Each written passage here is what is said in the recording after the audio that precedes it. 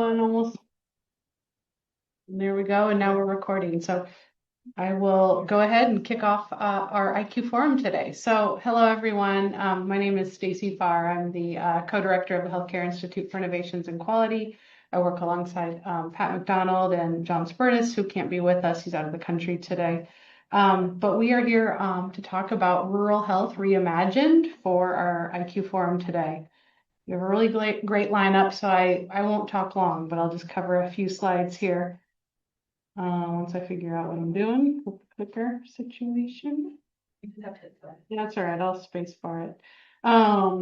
So this is just showing for everyone here all of the IQ forums that we've had for 2026. Let me see how to make this smaller so we can actually see it, but well, there we go. Anyway, so here's our 2026 lineup. As you can see, we are currently working our way through. We have our forums every other month. It looks like it kind of went away on its own. So today is July 16th on Rural Health Reimagined. So we're excited to present that today. And so this was just a description that we had from the email that you'd all received about what rural health is, really with this way to think more about interconnected technology-driven model that helps bridge and gaps that we have between geographic and economic gaps in rural America, and kind of moving beyond, let me make this smaller, moving beyond really, survival into more of a sustainable future built on strategic partnerships, local leadership, and human-centered technology. And so we're going to hear from a really great lineup of speakers on how to effectively reimagine American rural health. So a couple of things I'd like to say is that rural health is, not just geography, as we know. It's really about access to opportunity and care. And interestingly, which many of you probably know, but 1 in 5 Americans actually live in a rural community, yet we still consistently have higher rates of chronic disease, maternal mortality, behavioral health needs, hospital closures, technology challenges, workforce shortages, and this is just a couple of examples of this. If we think even of like total physicians per 10,000 people, you can see that, within metropolitan settings, we have an average of 36 compared to non-metro of 13. And this isn't, again, about geography. This is about pure population size. And so you can see how difficult that is in terms of access to care, as well as workforce issues. And then also sharing kind of just life expectancy at birth and looking at some data there from the RHI Hub. You can see for those in the metro, it's 79.3 versus 77.4. So living in rural is literally 2 years less years of life and life expectancy. So these are just examples. There are many challenges, and our speakers will talk about a lot of these different challenges, but I just kind of wanted to highlight a few examples here. So one thing, and even though we have these challenges or inequities that we talked about, we also know that rural America is really home to a lot of innovation and resilience and positive community partnerships that get built, and that the future of rural health really needs better systems so that we can adopt, adapt, and sustain interventions. Like oftentimes we know what evidence works, we just don't know how it will work in rural settings or in that specific setting or that context. And so hopefully the future of that can help us learn how to do that better.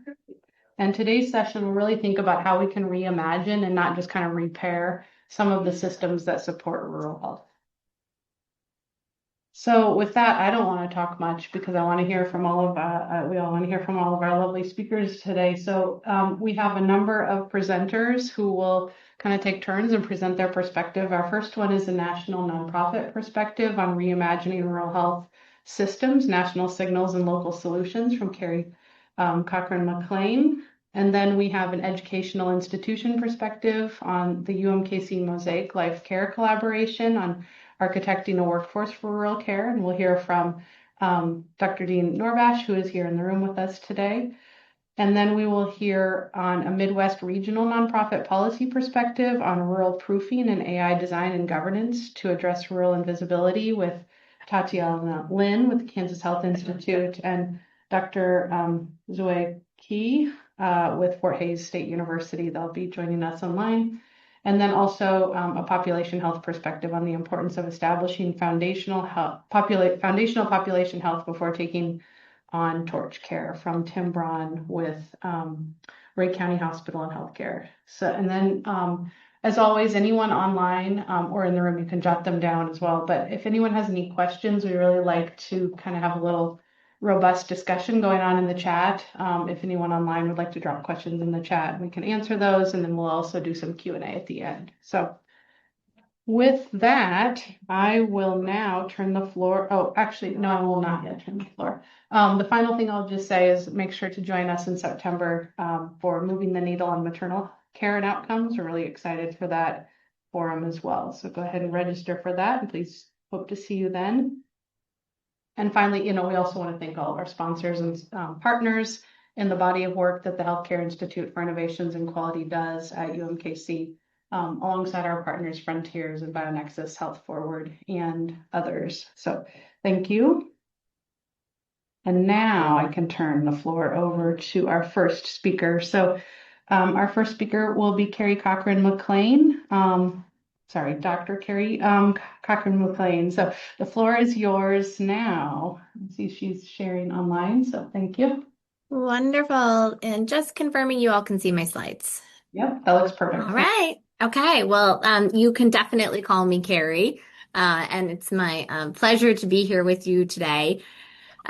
So my job is to talk kind of from that national perspective. NRHA is a nonprofit. We are a nonprofit, nonpartisan, member-driven organization. For those of you who don't know us, we've got about 21,000 members throughout the country. Most of those sit in kind of that provider seat, either a direct healthcare provider or a facility that provides healthcare. But we also have members who are in public health, who are in academia, who are students, who are state or community-based organizations. And we really work to provide leadership on rural health. I help to drive the advocacy portfolio of that work. And when we're talking about rural health policy and advocacy, we really organize our thoughts in kind of three primary pillars. One is to make sure that we've got the facilities, the safety net in place in our rural areas to take care of our patients and communities. Two is to make sure we've got the workforce in place to practice in those sites, and to make sure that our rural residents have access to the services they need, from primary care all the way up to specialty care. That all might not be in your local community, but let's think about how we're connecting individuals to those healthcare experts who can care for them. And then last but definitely not least is building on that rural health opportunity. The previous speaker talked a lot about the challenges we have in terms of health outcomes and life expectancy in our rural communities. What are all the factors that we need to be addressing as we think about moving the needle for our overall rural health wellness and outcomes in the long term? And again, I never know exactly how people are going to tee up rural, so you guys don't really need much on this slide. But just as a reminder, depending on what definition of rural you use, and that could be an entirely separate conversation that we have someday. But depending on your definition of rural areas make up about 80% of the land mass, about 20% of the population. But as many of you know, I'm guessing, based on who's attending this today, you all know that rural areas are the source of our food, our water, our energy production. I'm from Montana originally, so I always have to throw in outdoor recreation in there. And without it, without thriving rural areas, our country looks very, very different. And so this exchange between urban and rural health is really important. And in many ways, over the last several decades, we've had kind of policies that have disadvantaged our rural communities in a number of ways, including in healthcare. And so excited to have the conversation today about how we might be able to pivot that and to talk about where that's happening and where opportunities are at the state, local, and national level. So again, this slide is not really needed, but just kind of doubling down on some of those statistics you saw before.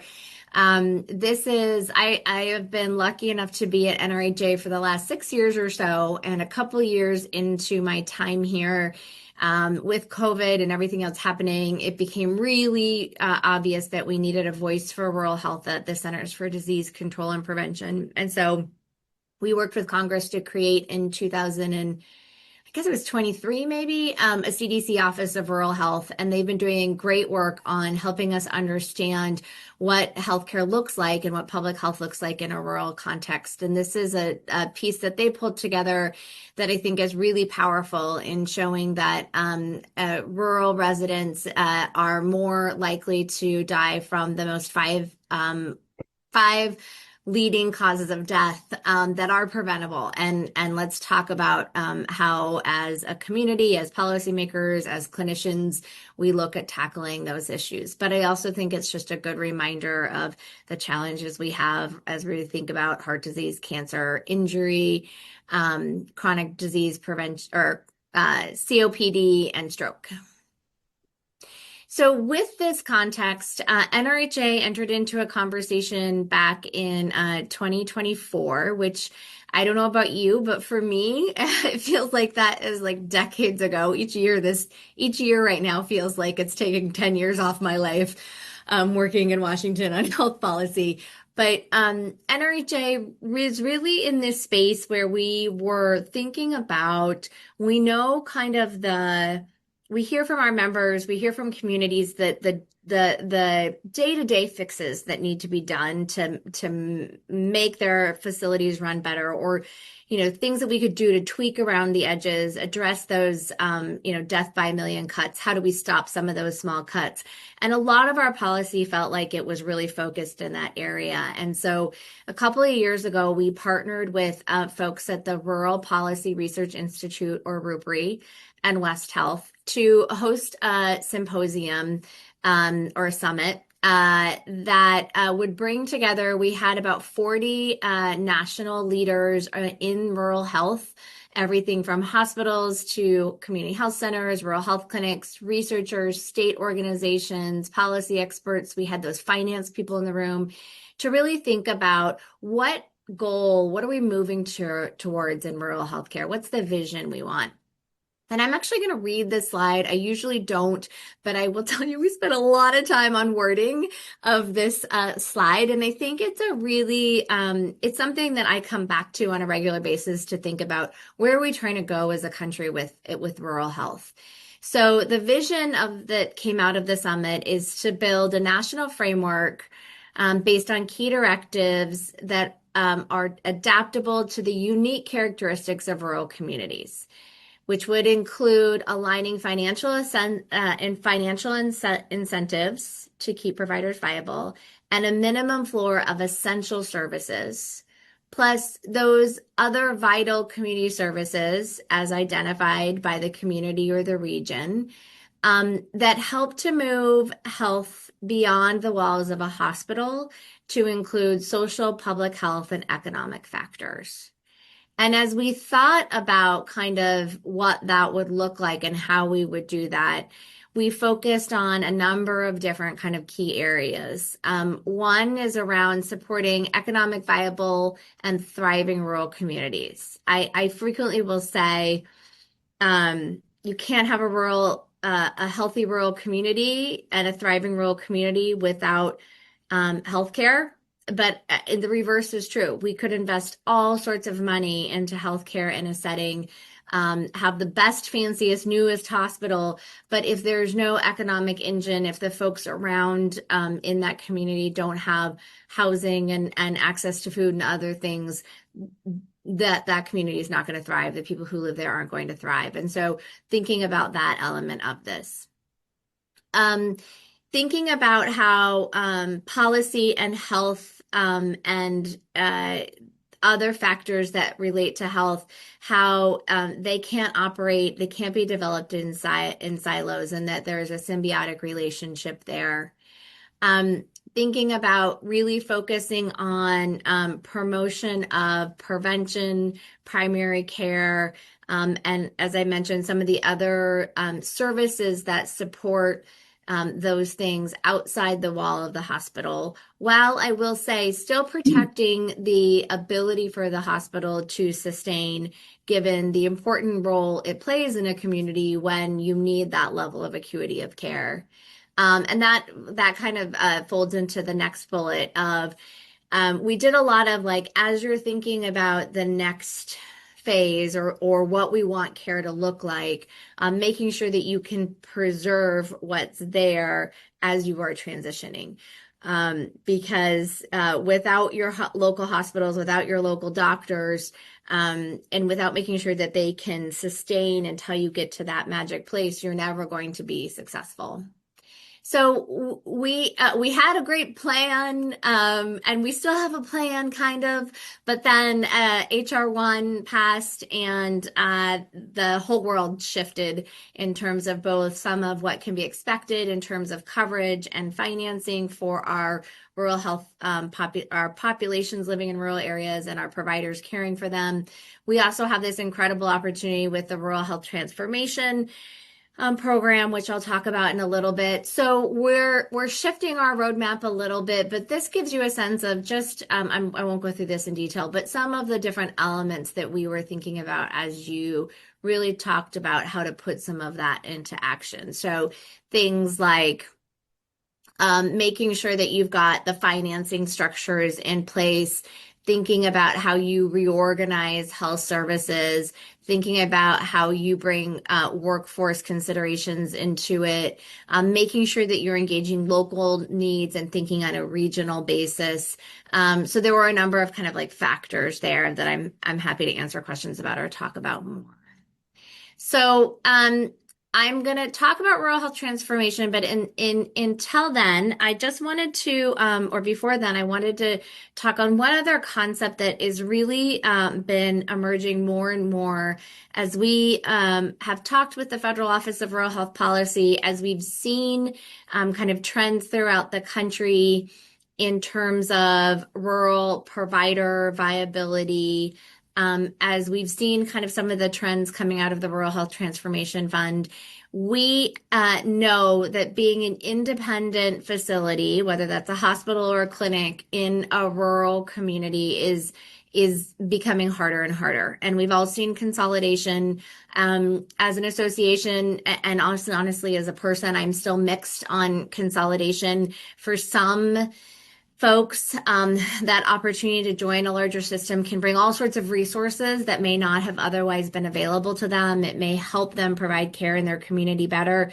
On the other hand, you lose a lot of independent autonomy and decision making, and that can be really tough. And we've seen some consequences with that too. So one of these concepts that we have been exploring more and more is thinking about how we can connect those independent providers, whether they're hospitals or clinics, both vertically and horizontally, to become networks. And those networks could help to address some of the challenges we have in rural health with our low volumes, high fixed costs, thinking about operating on economies of scale, whether that's purchasing power or it's shared services, thinking about how you might be able to bring together even your patient volumes and get more clinically integrated to be able to participate in value-based or population health arrangements.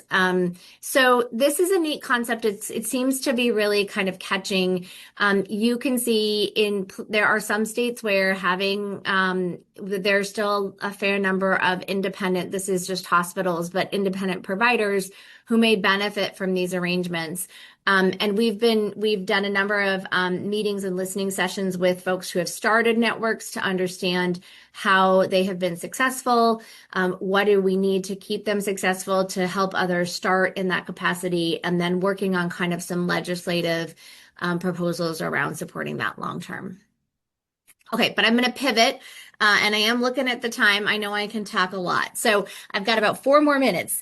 So I think most of you, I live in a world where everybody talks about the Rural Health Transformation Program all the time. So I don't want to assume too much. But for those of you who have not heard about this, as part of the HR1 package about a year ago now, as part of the discussion around the changes to the Medicaid program, Congress came up with this idea of devoting specific resources to rural communities to help them transform healthcare.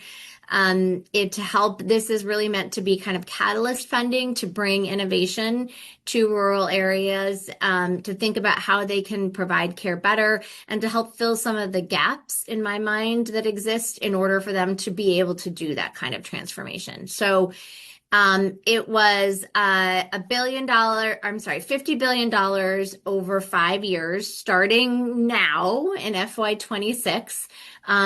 More or less, each state ended up somewhere in the $1 billion mark. Some had a little bit more, some have a little bit less over that 5 year period.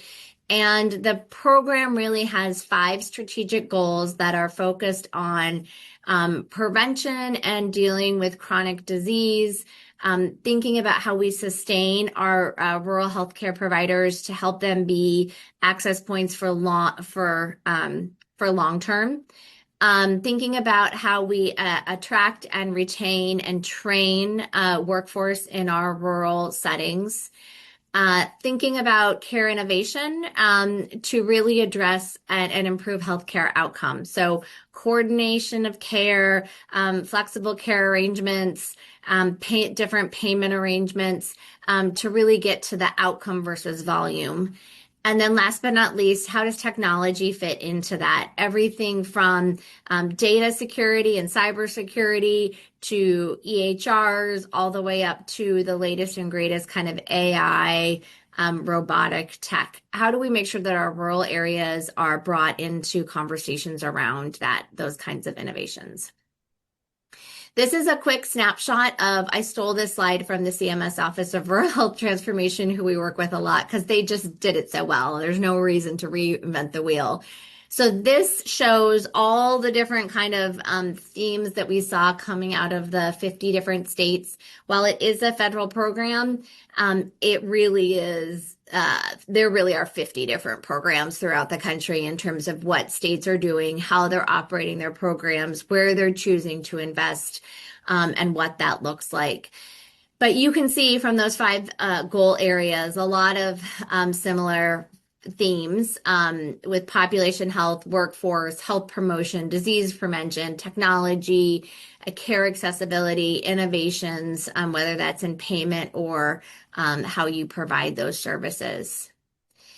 And then, so I'm not knowing exactly how people are coming to this conversation. I always like to give a suggestion of how, if you're interested, you can engage in this work. Each state has a point of contact for their rural health transformation program. These links are all hyperlinked, so you can go to our website and find out who the point of contact is in your state. We also have done a summary of each state's plan, high level, that you can find on our website. And then we are in the stage now where states are putting out their kind of sub-awards. So their $200 million that they got for this first year, getting that out the door. And we have a number of different tools that you can go to find out where your state is, whether that's Kansas or Missouri or another neighboring state, where awards have been made, kind of where we are anticipating new opportunities so that if appropriate, you can engage in the conversation as well. So this is my contact information. I think I'm at time, and I'm happy to take questions at the end. And again, thank you so much for having me be part of the discussion today. Carrie, thanks so much. We appreciate your presentation. Thank you, thank you, thank you. And I'm sure you'll have questions coming your way either in the chat or in the end. You stop sharing. I'm going to help you get to. Yeah, so lovely. Yeah, no, thank you. That was really wonderful and very helpful. So next we will turn to Dean Norbash, who will be presenting an educational institution perspective, the UMKC Mosaic Life Care Collaboration, Architecting a Workforce for Rural Care. So floor is yours. Thank you. Honored to have you.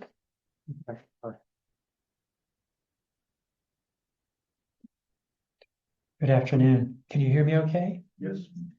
I'm grateful to be here. I'm impressed by what HiIQ does. I'm very impressed. So thank you, Pat. Thank you, Stacy. Very impressed. I'd like to share with you a work in progress. We have a rural situated medical school as a satellite of our UMKC School of Medicine. We've graduated 2 classes from that school.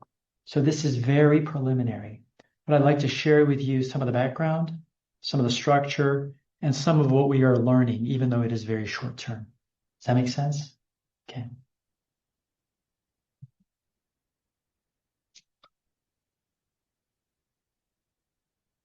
My clicker is not working. If you tap the tag. I did. Okay. Thank now you. you're Fixed, all fixed. You're right. Okay, so why is rural medicine the focus of our concentration? And again, the reason we have a medical school, it's legislators who helped us, a chancellor who had a vision, my predecessor who put a lot of time and energy into it. So a lot of people worked on this. This is not my idea. I'm grateful to be here presenting this information, but I can't take credit for this. Anyway, Missouri is 41st out of 50 states in life expectancy. We're 9th from the bottom. We currently have half as many primary care physicians as we need. About 20% of Americans live in rural areas, barely 1/10 of physicians practice there, so there is a problem. World Health Organization recommends 100 physicians per 100,000 population. We average 80 in national urban areas. Federal shortage areas have less than 29. The most underserved Missouri counties are at 14 per 100,000, about 15% of where they need to be. Dean, do you want me to get that thing out of your? How should I do that? I'll get there. Thank you.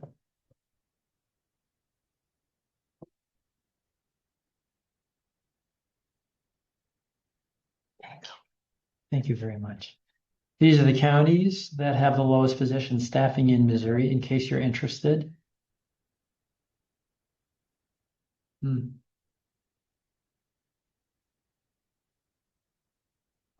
Okay, I'm going to get the hang of this at some point.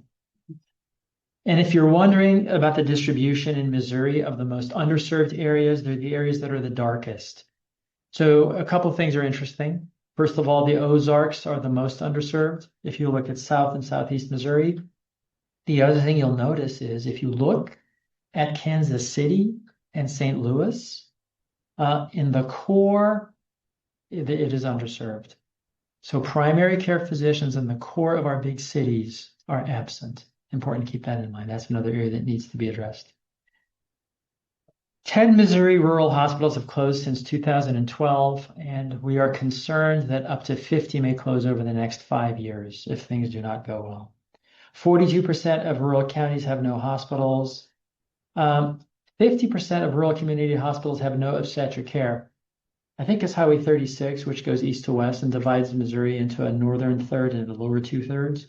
North of Highway 36, there are only 3 places that deliver babies across the entire state of Missouri: Hannibal, Cameron, and St. Joseph. So what do you do if you're pregnant in between? Well, you have to call a helicopter or an ambulance. That's not appropriate. Travel time to a hospital should be 30 minutes or less. It's up to 60 minutes in many parts of Missouri. And, even having cell phone access is limited in certain parts of Missouri. If you look at the demographics, there are a lot of problems in the rural setting.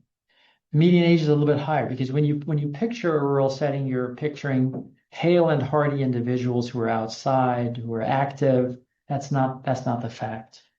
18% of the rural population are above the age of 65. In terms of demographics, again, suicide is higher, injury is higher, physical inactivity is higher, and hypercholesterolemia, hypertension, arthritis, diabetes, heart disease, COPD. Almost every single categorical area, the rural population is doing poorly compared with the urban population. So what are the solutions? Well, we haven't figured out a systems-based approach to staffing a continuum of care. You would imagine if we architected this, you would use wearable technology, teleconsultation, mid-level providers and physicians in some organized fashion across the state. That's not how it works. We need more of a systems-based approach that integrates the need to practice telemedicine, to support manpower, and to look at new technology like data to figure out how to incorporate that into the care pathway. So what we tried to do is to train physicians in a rural setting. Why? Because we know that physicians completing a significant portion of their residency or medical school training in a rural setting are 4.5 to 6 times more likely to practice in rural communities. This is what we see in the literature. And we also understand that the more rural exposure a trainee receives, the higher the probability they will practice in a rural setting. A couple of caveats there. If you do your medical school in St. Joseph, but then you go to Chicago for an ENT residency, you're probably going to try to get a job near Chicago. So the residency piece is an important part of this. It might be much more important than the medical student piece. We have 2 positions in family medicine that we just started up in Maryville to have a residency in a rural location. But again, it's early in that experiment also. Just, in way of full disclosure, letting you know what we're thinking. We found a spectacular partner. The Mosaic system is in Northwest Missouri. It's a hub and a spoke. What do I mean by that? The mothership, the big hospitals in St. Joseph, 350 beds with subspecialty care. And there are 11 outlying clinics and other smaller hospitals that make up part of their consortium. And so, again, these physicians who went to Mosaic intended to practice in a private practice setting. When we introduced the medical school on top of what they were doing, they realized that this might slow them down a little bit as they're teaching medical students. But the family practitioners and the primary care physicians have taken to this like fish to water. They have found a renewed sense of purpose in teaching medical students, much to my surprise. So this is something which is really amazing. They've helped us outfit a bunch of different areas. They've been spectacular partners. There is a little twist here, though. What we found is the primary care practitioners are very eager to teach. The specialists, they're incentivized to produce at a high level. They're paid much more. They're more focused on those RVU productivity numbers. They're not as interested in teaching.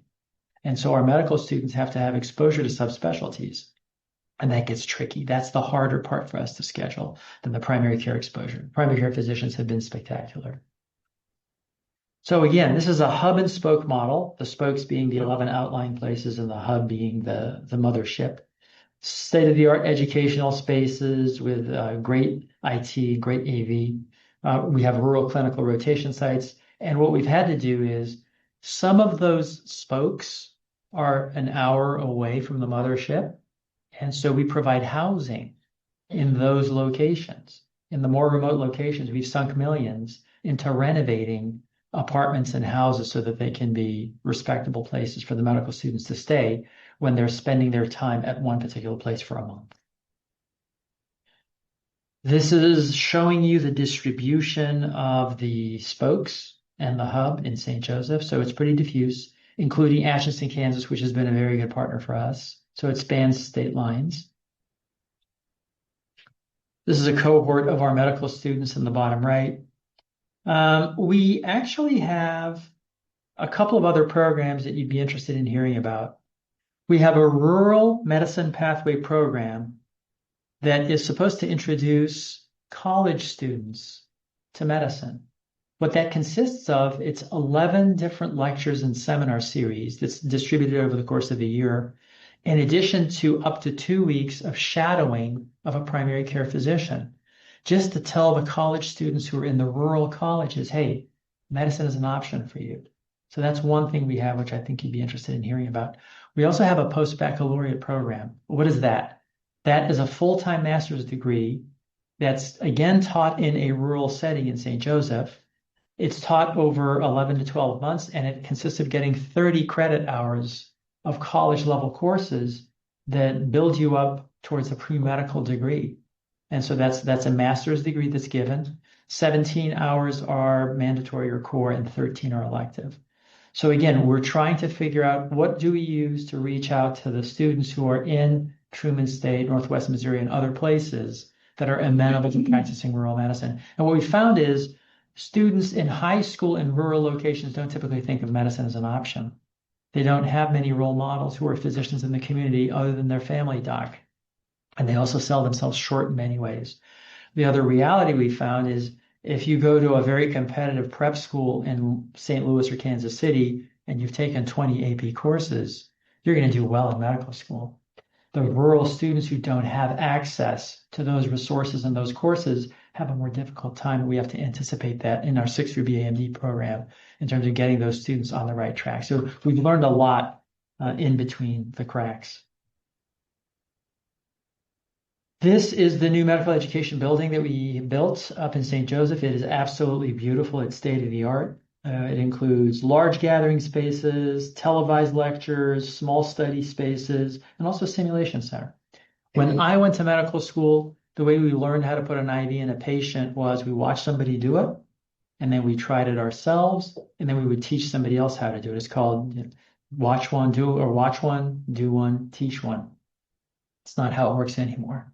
The way you learn how to put an IV now is you go to a simulation center. You have a lifelike looking latex arm that has a fluid pumping through it that looks like blood, and you practice over and over and over again until you get it right. You do it 20, 30 times until you get it, and then your competency is checked and you're signed off. If you want to interview a psychiatric patient, we have people who are actors and they know how to act the part, whether it's pancreatitis, myocardial infarction, arthritis, or psychiatric disorder. And so we call them standardized patients, SPs, and all medical schools now have simulation centers where you learn how to start the IV on the little plastic arm and how you interview a standardized patient multiple times before you're actually let loose on a real human being who happens to be a patient.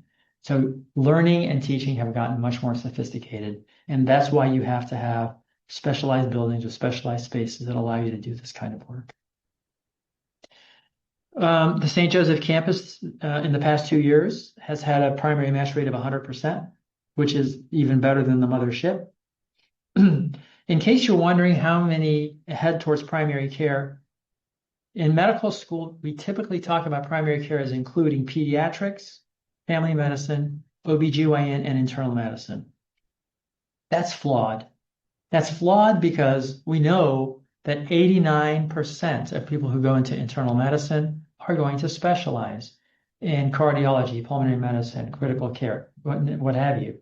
And that's not helping our primary care shortage, is it? So what we're really interested in seeing how many people go into family medicine. That's the thing that we really need to focus on. And I'll come back to those numbers in a little bit. So of our mothership students, of our 100 students a year that come out of UMKC in Kansas City, 28 of them stay in the Kansas City metro area. 48 stay in Missouri at large. So we're looking at almost 50% of our students at baseline staying in Kansas City. In the state of Missouri. I'd like to show you our St. Joseph match results over the past 2 years. They matched at very competitive places and did well, but they didn't all go into family medicine and they didn't all stay in Missouri.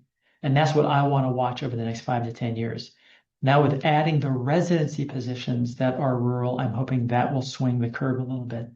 What's interesting is our very first graduating year, you can see that 9 students stayed in Missouri, Kansas, Nebraska, or Arkansas. 5 went into family medicine. How about this year? Well, things were a little weird. Again, out of the 15 students, only 1 went into family medicine.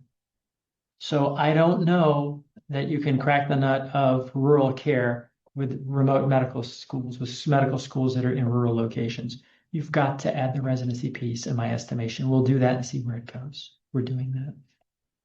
So what are the challenges?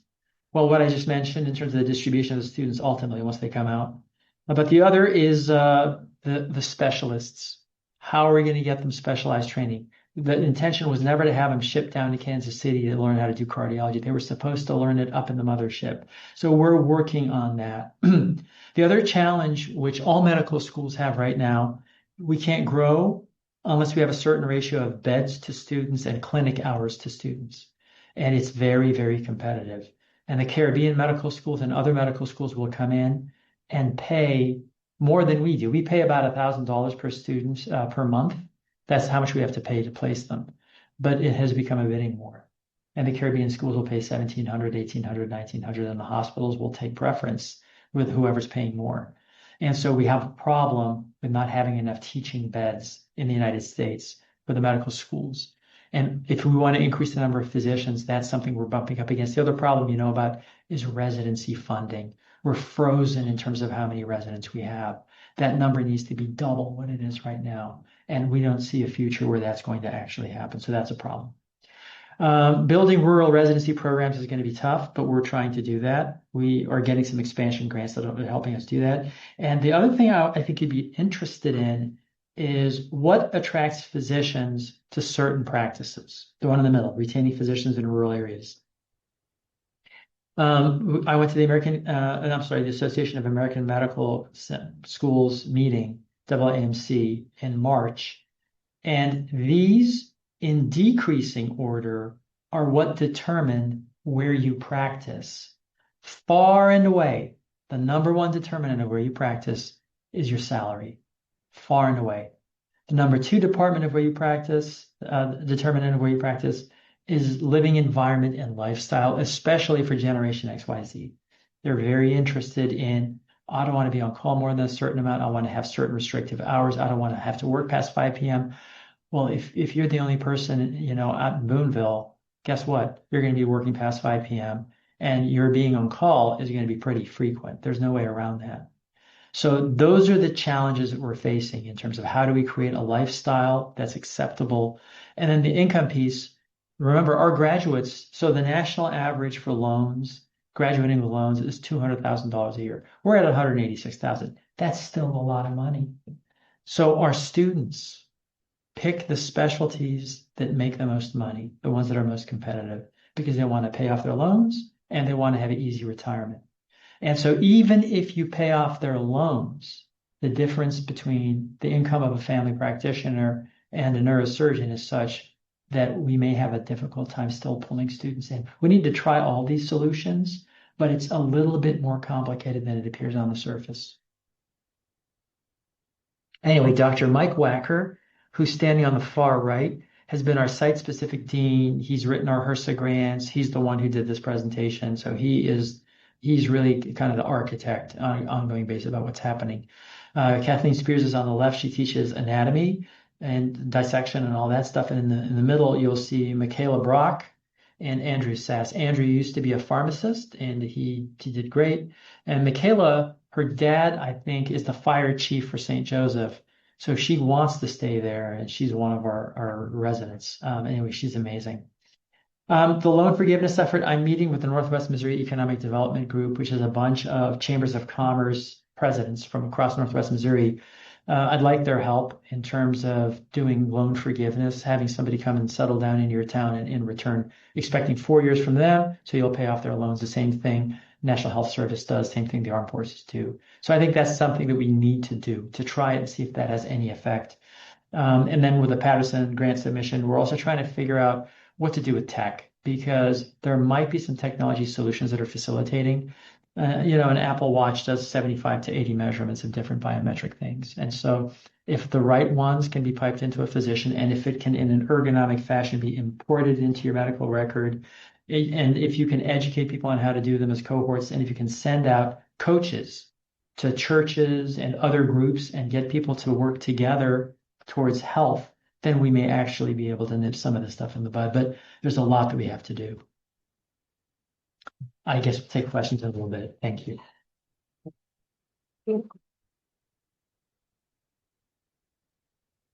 No, thank you. That was terrific. Let's see, what do I need to click here? Okay, and it looks like I'm missing my sheet. So the next speaker, Pat, you might have to tell me who it is, or maybe there we go. I'm sorry. There we go. Thanks. But I guess, I guess while I'm collecting my own thoughts on that, but like that was terrific, and I love the whole program and idea, and I would love to discuss later. And I know we have the dean of the School of Nursing in here as well, which just total sidebar, and I get to do that because I'm at the mic. But like I led the graduate nurse education demonstration for CMS, and that was initiative in a similar but yet different way, but it is trying to increase the APRN, population so we can increase the pool of primary care providers. And that was a CMS national demonstration.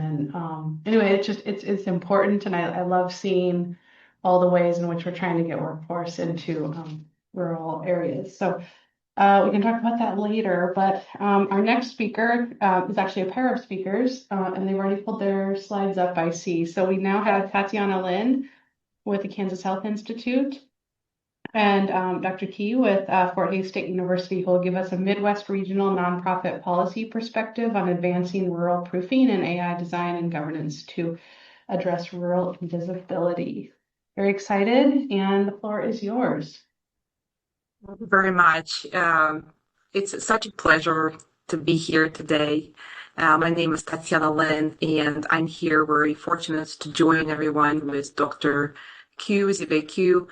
We look forward to talk to you about how do you really make rural communities visible in artificial intelligence. We know that artificial intelligence becomes a very important part of public health system and entering healthcare spaces as well. And so we want today to really unpack what do we need to consider if it becomes more prominent, and what is the whole notion of how we can rule-proof artificial intelligence conversations and systems and approaches in Kansas and beyond. And so we're going to share some of the recent work.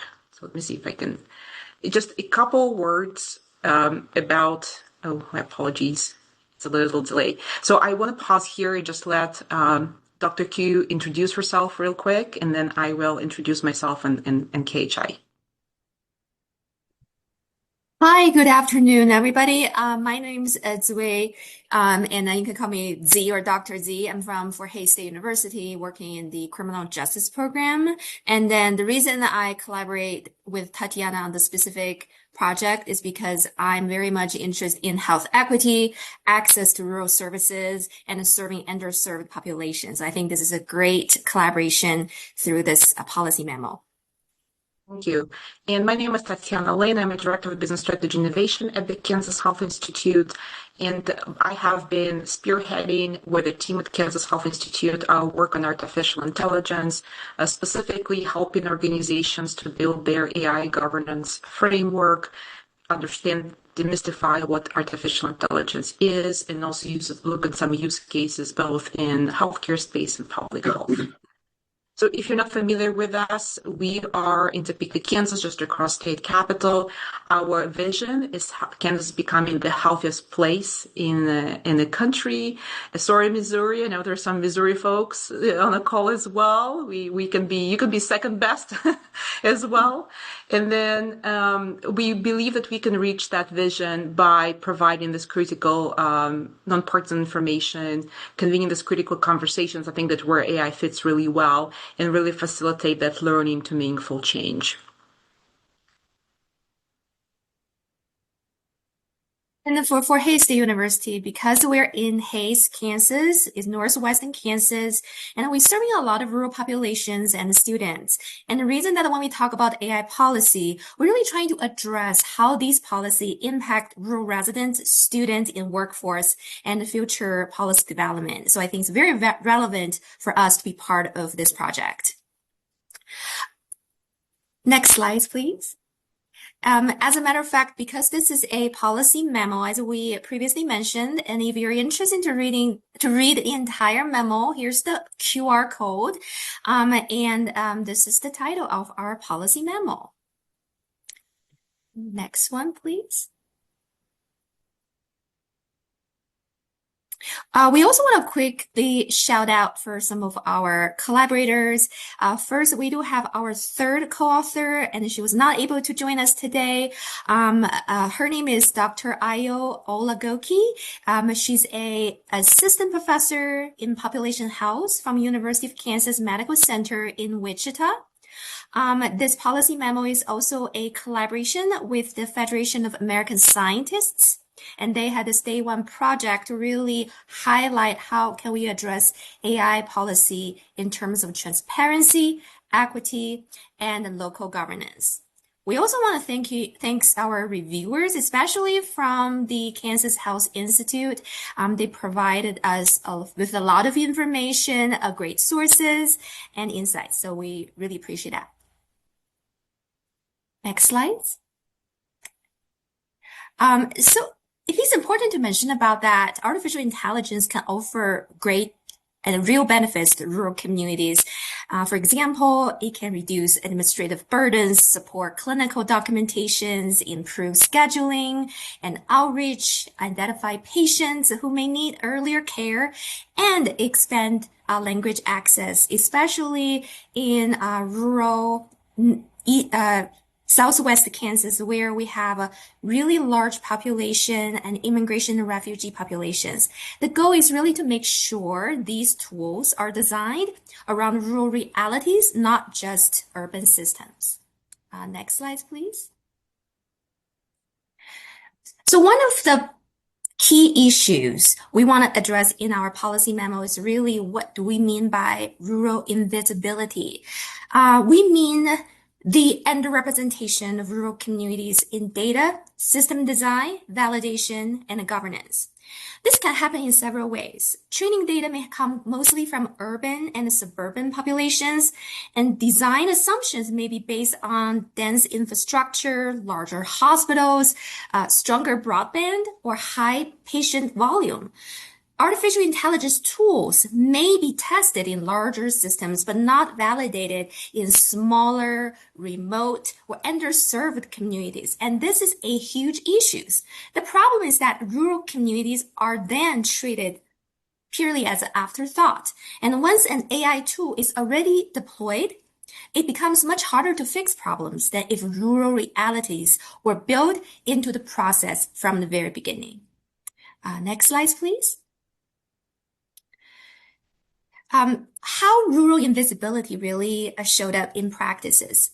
There are several ways. For example, staffing models trained on urban data may underestimate what a rural health clinic actually needs. A scheduling or care coordination tool may not fully account for long travel time, limited transportation, or geographical isolation. And a tool that assumes reliable broadband may not work really well in places where connectivity is unstable. And rural hospitals or clinics may have limited data infrastructure, which can make their data look incomplete or less useful in AI system. So the concern here is not only bias and in a narrow sense, it is also fit. Does the tool fit environment where it is being used? Does it reflect how people actually access services? Does it understand local constraints? And if it does not work well, who is responsible for identifying and correcting these issues? Next slide, please. I think it's important to really recognize some of the governance gaps in AI policy. Current AI governance frameworks give us a helpful foundation from both federal and state level, but they do not go far enough for rural communities. Many frameworks talk about fairness, transparency, safety, stakeholder engagement, and accountability, but those are very important for sure, but they often do not tell us how to test AI across small or remote communities. They do not always explain what meaningful rural engagement should look like. They may not also address broadband access issues, workforce shortages, or local service capacity. So they often do not provide a clear path for incorporating these rural knowledges into oversight. And one more thing we do want to mention that when we mention about some of these challenges, rural community do face multiple challenges, but we also need to recognize the resilience, innovation, and connectivity within these rural communities. So where do we go from here? So we recognize there's some of that invisibility concerns. So the concept that we would like to propose here, and as well as in this policy memo that we proposed, is the idea of rural proofing. And rural proofing is the way to think about it. This is a really systematic process, a check. So when we were talking about the policy that impacts, healthcare sector, public health sector, how is this invisibility is addressed?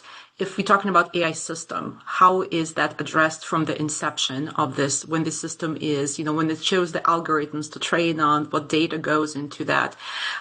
So how do we really invest and make sure that these rural realities are reflected beforehand? So this diagram, as you can see here, 1, 2, 3, 4 steps for rule proofing.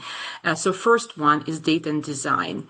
And what's really important here to really think about before deployment. So again, is the training and the data and the system design reflective of rural realities?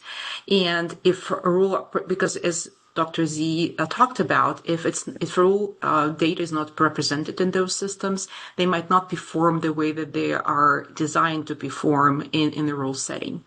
Another important part is community voice. Generally, right now, the way that AI systems are being built, community voice is not often present. So the whole idea of rule proofing is bringing that community voice into that co-design stage to really make sure that those systems are going to work for the communities. And the communities also understand how they work and when they work and how they're being employed. The third one is ongoing monitoring. The systems also can drift. They get updated. And so if that happens, it's really important to understand how that, context of reality still a part and a core of that system. So putting up that ongoing monitoring of the system so it doesn't drift is really important. And lastly is clear accountability. So that is particular is if the system is not performing the way it does, what is that escalation path? Who is responsible for fixing the problem? Who is responsible for, looking at those issues and as well as goes into transparency and disclosing that there might be some limitations that's not going to work well for a community.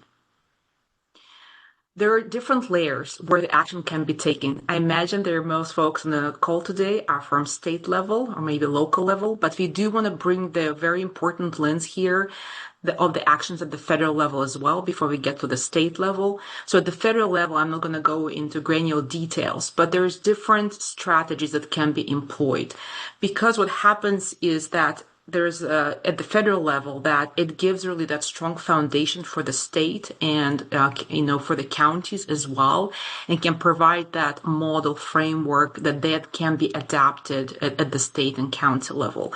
We here in the memo provide some examples of the federal level actions that can be taken. You can see here number one is White House Office of Technology can really discuss agency coordination among sectors.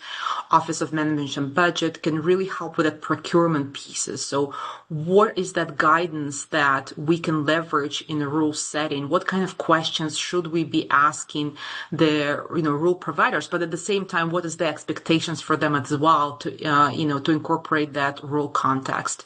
The example here is also health and human services. We are all in public health or healthcare sector. So how can we have that agency-specific guidance for rural programs? How we incorporate that into procurement, in the task orders, and in other mechanism to really shapes that. And last, there is great resources that National Institute of State and of Technology have been published in artificial intelligence. Dr. Z alluded to the fact that they talk about fairness and transparency, but there could be really that specific examples how that framework really translates to the rural context. So in the memo, we put forward 5 specific recommendations. And although you will see there, it specifically highlights Kansas. We know some folks on the call are from Kansas, some from Missouri, but that's why we call the article Kansas and Beyond, because we really see that this is applicable across different contexts and states. And so one thing to keep in mind here, so our first recommendation is ensure rural context is a part of those task forces or advisory boards, require rule proofing before AI deployment, making sure that there's a listening session and there's opportunities for community to be a part of this. We suggesting for the states to have a blueprint of that AI in the rural context and also build AI health literacy framework. We know that literacy is really critical to be able to take action. In the interest of time, we're going to just preview 3 recommendations. I'll go ahead and do one, and then Dr. Z will go over the other 2 before we close out. So the first one is again, about this Kansas Legislative AI Task Force, we really call for that to include rural context. Think about your state, think about your circumstances, even at the county level, not just necessarily the state level. It's really important when those groups get formed, even if it's the level of committee or a work group, that the rural voice is represented. So the recommendation is clearly calls for that it's not just having somebody at the committee from the rural community, but also having that, decision-making authority and an important piece of that. The other part of this recommendation is to make sure that there is this coordination with cross-agency and IT agencies to really, making, supporting that particular piece and having and have the task force really taken upon that translation of those principles into practical rules specific and procurement decisions for the state or for the county, depending on what level your group is at. And so now, Dr. Z, if you want to go over the next couple of recommendations. Yes. So our recommendation 2 is really require rural proofing for AI use in Kansas health and social service programs. I know Tatiana had already give us a full explanation on what rural proofing meant, but I also want to address that rural proofing is not a new idea. It has been really utilized in countries around the world. I think it's important to address how these concepts can be really solidified and implemented concretely in the state, in Kansas, and also beyond. In our recommendation, we primarily focusing on 3 initial steps when it comes to rural proofing, that including inventory AI use, rural AI proofing, and vendor requirements. Especially, I think the third one, rural requirements, vendor requirements is very important, especially when state agencies trying to contract with vendors to build in this level of transparency and proofing is extremely important as a first step to make sure that these rural interests and benefits can be represented in the policy decision making. Next slide, please. The third recommendation, I think, is also something very much from a social scientist background, is really to incorporate rural listening sessions frequently in the decision-making process. We should not treat rural residents as an afterthought. We should involving them in the decision-making process. I believe even though in this policy memo, we primarily talking about rural proofing in social and health services, but listening sessions is so very important in other policymaking processes, especially when it comes to right now a hot topic on data centers. I think that is important to really involving rural communities and residents to have their input into the decision-making process. Great. And then to just wrap us up, we want to share with you a couple of resources. In addition to that rule proofing document and policy memo, we really hope you will give some time and share it and read it yourself. And we would welcome your feedback and comments on that concept. But we also have developed under the Public Health Infrastructure Grant with partners from Community Engagement Institute and Health Resources in Action. As part of the CDC effort is guidance and template how you develop your AI policy, though that goes back to meeting that need to put some guardrails in place before diving into AI. And you have QR code in the screen as well. One that's coming that we are very excited about is resources to develop your hospital AI policy. We have partnership with HealthWorks, which is a foundation of Kansas Hospital Association. Those resources should go live in July. That is specifically for hospitals and really have a specific provision that you can include in your policy, kind of plug and play approach, and a companion guide that provides more context, how you make that selections and how you do that. And with that, we have some references, and we appreciate the opportunity to be here and to share some of those insights, and look forward to your comments and questions. Wonderful. Thank you.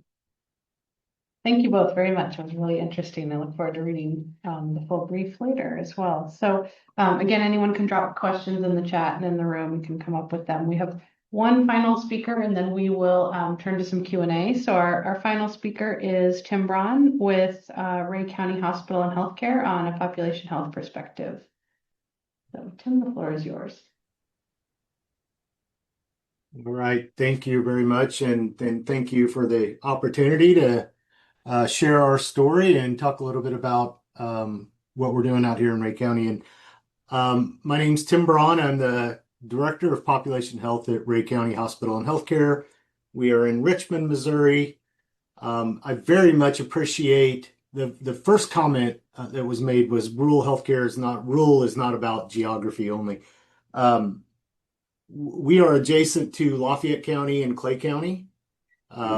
So we are just outside the Kansas City metro area, but still very much a rural county, rural area.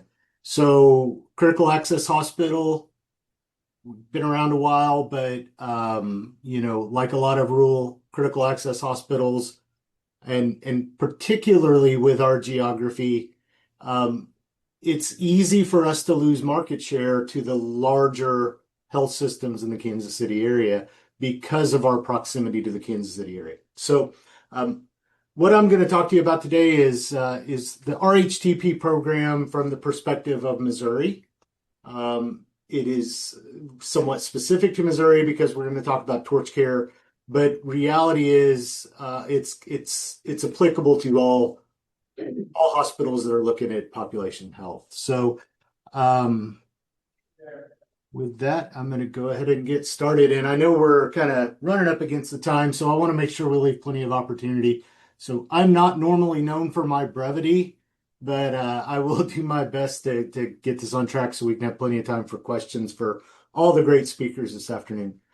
So Ray County is part of the Transformation of Rural Community Health. TORCH is the acronym. It's a pilot program started by Mo HealthNet, Missouri Medicaid, started in 2023. And it was the brainchild of Abigail Barker out of Washington University. What we really try to do is determine the end goal is really how do we flip the switch to value-based care? How do we maintain our revenue source streams? How do we keep the doors open in rural health when we are trying to keep patients out of the hospital? Obviously, that's the end goal of population health is we reach patients before they get sick, and we reach patients who don't have an opportunity to always get access to healthcare. So the ultimate goals were enhancing sustainability for rural hospitals, improve that population health. Really, how do we avoid that excess utilization and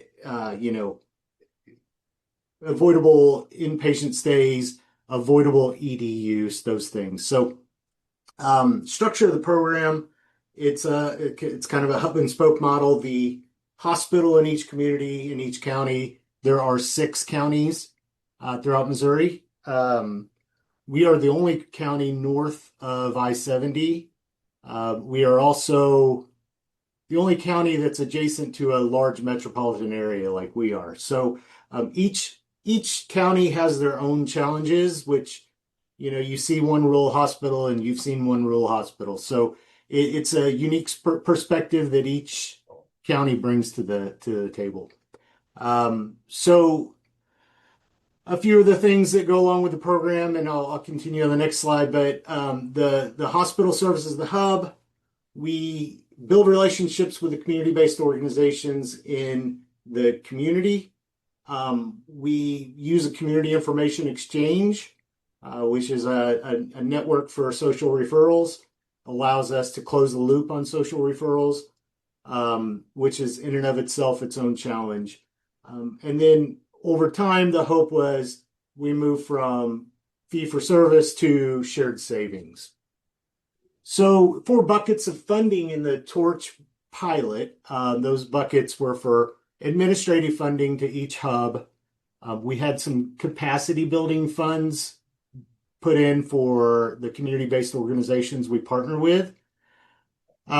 We have payments in place for SDOH screening. So when I started here in 23, we started the program. One of the things we implemented was a screening process for SDOH needs. And it's funny because as a nurse myself, you try to understand the difference between a social history and an SDOH screening, and they're quite different.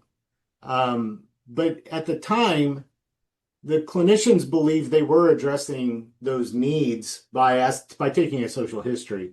But we'll get into that a little bit. So payment for value-added services. This is under a 1915 CMS waiver that the state of Missouri filed. There are what are 1915 B3 services.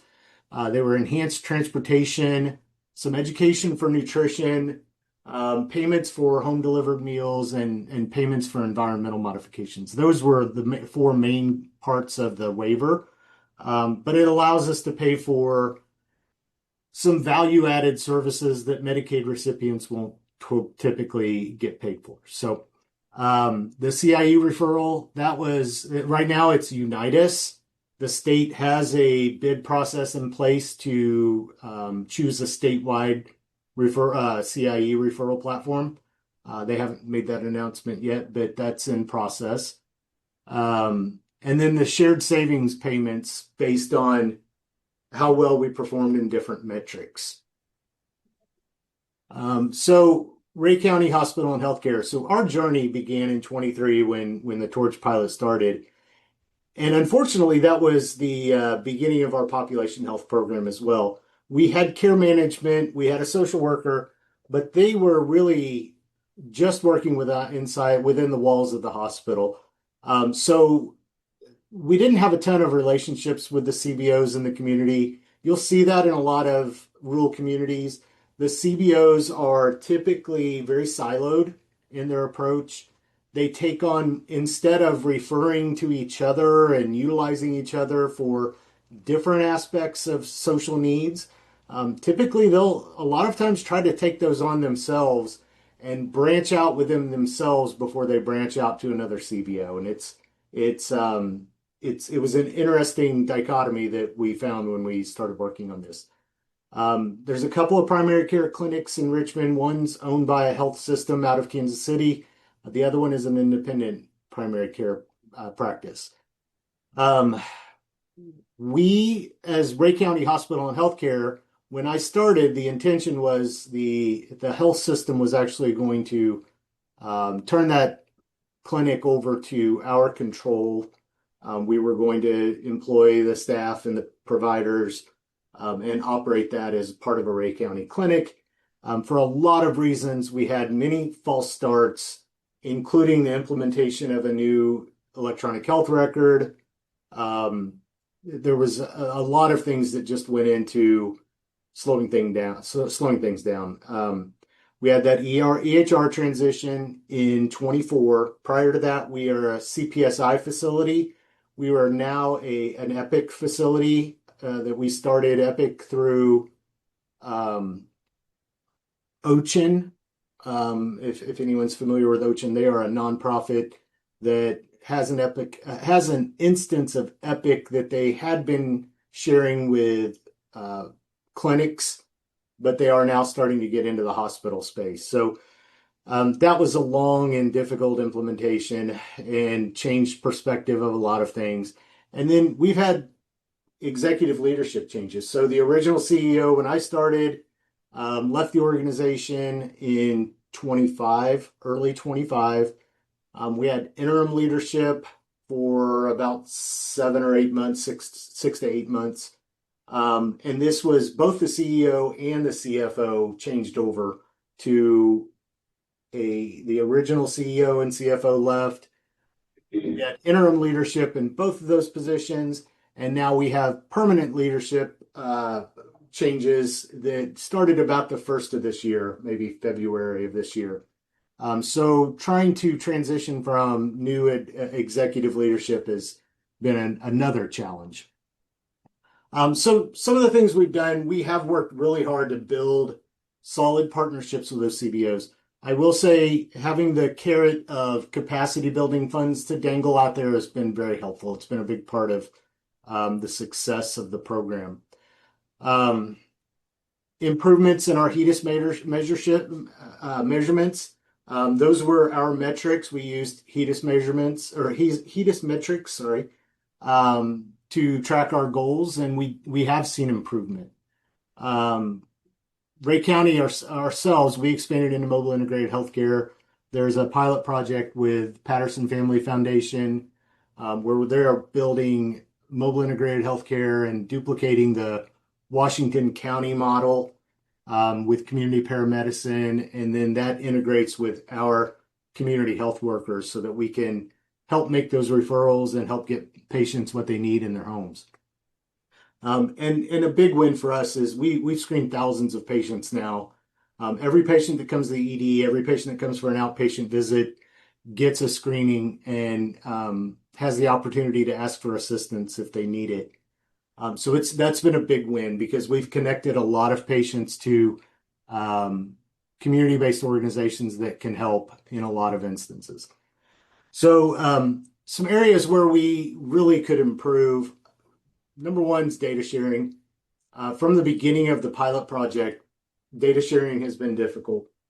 Not just from our perspective, but from the state perspective. We utilize Heidi, but Heidi got a late start. They weren't actually involved in the pilot until several months after it started. But they have done some really good work in building us some dashboards and improving on some population health measures. So that's been a big help. But at the very beginning, just getting a list of the Medicaid beneficiaries that we are responsible for was tough. So we are starting to see some of that and trying to pin down how that data should flow and what it should look like when it gets to the end user. The screening process. So while we have screened many, many more patients than we ever have in the past, it's been difficult. We do a paper screening because when we started as CPSI, there wasn't a screening tool that made sense. So we started a paper process. We are still using the paper process because that seems to be what works for us, but we hope to move to a part of the nursing assessment in Epic. But trying to figure out how those referrals are made within the system has been difficult at times. So, and the other part of it is, as a nurse myself, and I've worked in the ER before, when you're screening a patient and you're asking these difficult questions, if you don't have the infrastructure in place to be able to help someone, it's hard to ask them if they have enough food on the table or if they have a place to live when you can't necessarily offer that help right on the spot. So, building that network of referral sources and our community health workers has been really paramount to that process. So they can now ask those questions and feel like they have somewhere to turn if they get a positive response. So PCP partnerships, I mentioned at the beginning, we're working on making that transition of that clinic from the health system that operates it to our control. We hope to have that completed by the end of the year, but that was something that I had hoped would be in place a couple of years ago, honestly. And then those foundational relationships, building those relationships within our care management team, what they do within the hospital walls, and what happens on the outside. So making sure that we build those relationships, not always been easy, but we're a work in process. So transition to torch care. If you're in Missouri and you're aware of our HTP program, obviously you've probably heard about torch care. So a lot of the torch pilot is moving over to torch care and will be a part of it. So there will be hub anchors. The hubs are getting larger. So right now it's just the county we're located in. When torch care is up and running, and I think they're supposed to be announcing hub anchors within the next week or so,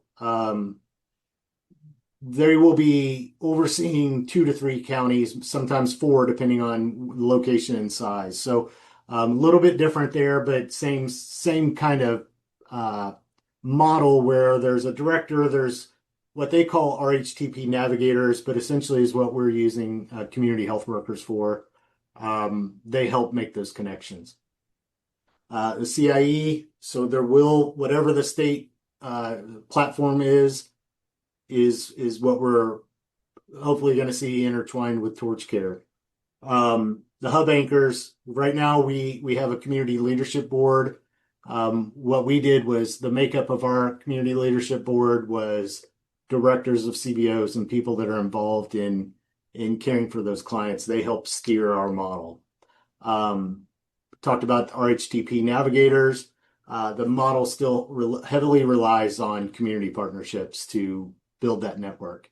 But some of the differences, so CBO capacity building grants that we had in place, now that's going to be replaced with what they've called discretionary funding.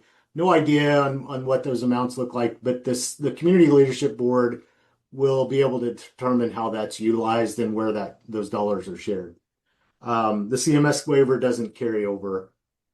We utilize it mostly for home delivered meals for patients with chronic health conditions.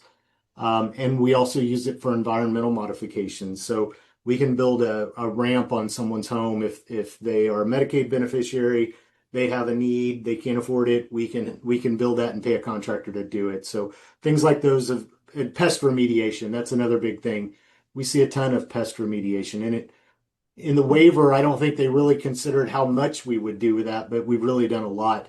Bed bugs were a big deal, and we've been able to pay for remediation of those. And you just have to have one person in the home that's a Medicaid beneficiary, and the home gets treated. So worked really well for that. There's 27 hubs, multiple counties, and then moving forward for Torch Care, the hub anchors are not just hospitals. So FQHCs, I've seen pharmacies have applied, rural health clinics, those types of organizations are applying to be hub anchors, which is fantastic because quite frankly, the FQHCs are kind of built for this. They're kind of built for, they already use community health workers. They already kind of use this model. So we're likely going to see a lot of the FQHCs sitting as hub anchors. So it seems very much common sense to say you should have a strong foundation in population health. But what I found at the very beginning was I think a lot of rural healthcare facilities, rural hospitals did not truly understand what population health meant. So that's my hope for anyone that's from a rural facility that's looking at this. You take a hard look at your population health program and really determine if you're prepared for the next step. Okay, I hope I got us back on track. Well, it didn't go too long. So, like I said, I appreciate everybody's time, everybody's discussion, and look forward to any questions. Thank you. Great. Thank you very much, Tim. And thank you to all the speakers today. So I guess we don't have a ton of time, and I don't want to dominate. I have great questions, I think. I mean, I have questions, but I would love to, they're not great, they're just questions. I have a lot of questions. But I would love, if anyone in the audience has like a burning question, feel free to ask. Or, just, I think it can get picked up in here. Yeah, go ahead. Can you hear me online if I sit here? Otherwise, I'm happy to repeat. Oh, yes. Okay. Okay. Hi, I'm Sharayla Haynes, Community Partners Project Manager at Frontiers. It's a CTSI here. And my question is for Dr. Carey. You talked about starting the rural networks. What were the steps to begin those networks in those states? If there were statewide networks, I believe you said. Yeah, that is a great question. To clarify, they're not always statewide networks. It is more the way, and I don't know that we've ever done a complete analysis on how those networks got started. The anecdotal conversations I've heard is honestly a group of hospital administrators kind of coming together to say we could really benefit from some shared services, or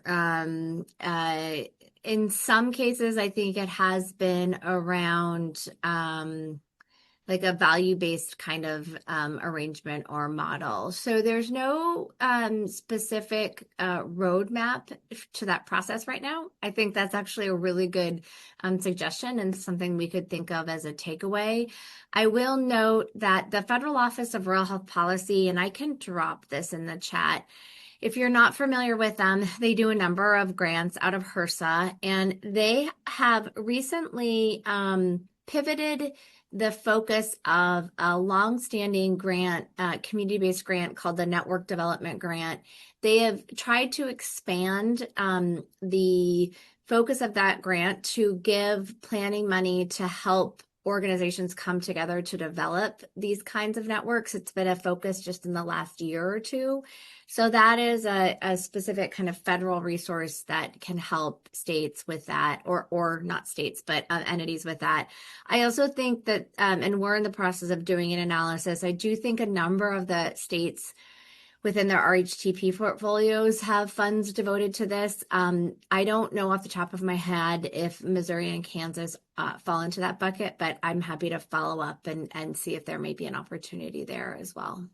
Historically in Kansas and Missouri, Kansas was always having networks because of the critical access hospitals. So we have 6 different networks in Kansas with HACE or MedOp, and it was been the volunteers geographically. On Missouri, we have the CAW network, the Rural Hospital Network, and then we have an independent hospital group that is going to do a CIN.